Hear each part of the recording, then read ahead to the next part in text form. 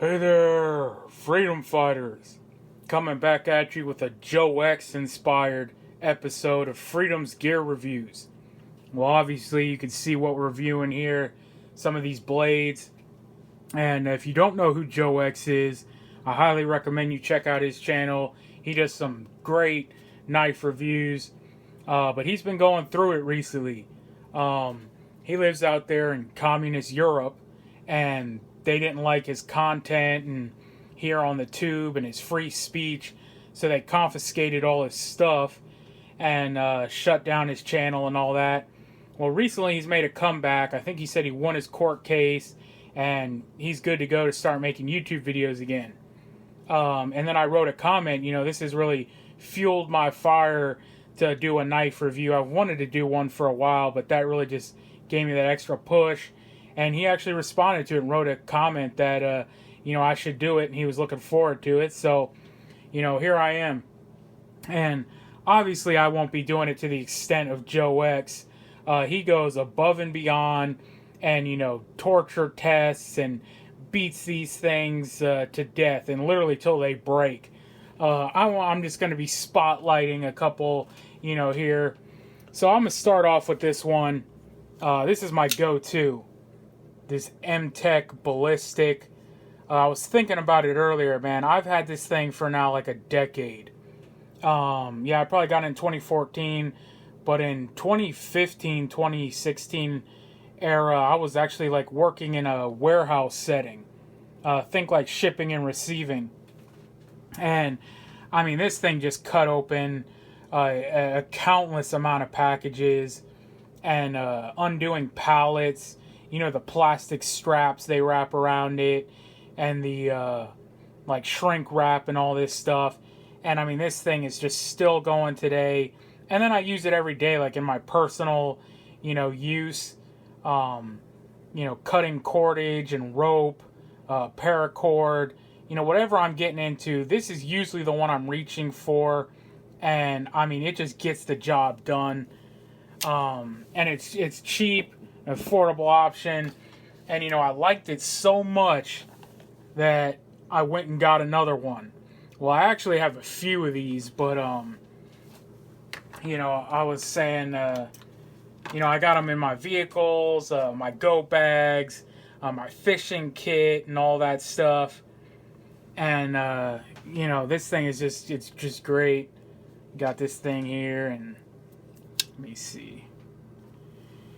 Yeah, you can't really flick this one open. And they have this little spring-assisted lever.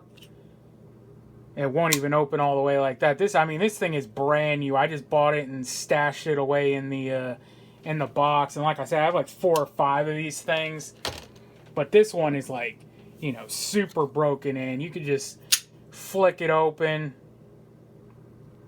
The lever kit will pop it all the way open. This one's worn in and it's like super smooth action. It'll get the job done for sure. Secondary, this thing's nice. Comes with this little sheath. Nice little switchblade here. Nice little pocket carry or EDC. Got your button here. And I was looking this up, man. This Geckc knife. And to me, it almost looks like it's Geckc, unless that's a bad strike on the O. But I looked up these Geckc knives, and supposedly they're like a pretty good knife. And high quality, and it was like $300 or $400. And I'm not even going to front on you guys. I'm not even going to try to lie and act cool. And I mean, I've had $300 or $400 knives before. And I'll get to that later of why I sold them. But this thing has to be like a Chinese knockoff. Because I got this at some kind of like trade show, knife booth or something. And it was like $40. And I think I got it half off for $20. But, it's nice. It's super sharp and all that thing. But it's got to be some kind of Chinese knockoff. But it was definitely worth the $20 at least. Here you got the Kershaw. And this thing is super smooth too. I've used this one personally a lot. See if I can get it in focus. It's got this nice matte finish to it. And this thing is super sharp. It's losing focus when I try to show the blade, but yeah, I mean, this thing's nice. It's got your typical lock here to open and close. It's not spring assisted or anything. Then it's got your little, Phillips head bits here, and you got your flat heads on the other side on a little spring assisted tool thing. You got your kit. You can put it out at a right angle if you're trying to get to something, or fully extend it. And believe it or not, it's come in handy. I have used that thing quite a bit. And I do have a Leatherman multi-tool that I use. And I actually have an original 50s or 60s Swiss Army knife that was my grandpa's, actually, and he gave it to my dad. My dad gave it to me. But I found the blades on those pocket knives and Swiss Army knives are never really that good. So I don't really use the blades. I just use them, for the multi-tool factor. And for that, they're great. But what else we got here? Yeah, this knife, I was wondering if I was even going to show, but so it's part of a company that we won't even talk about or name, because I'm no longer a part of or associated with in any way.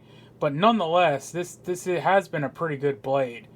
It's been pretty nice, and you can see I have been, using this thing pretty good. And what's that say right there? Even them. Oh, it's not going to focus. Let me see if I can get it.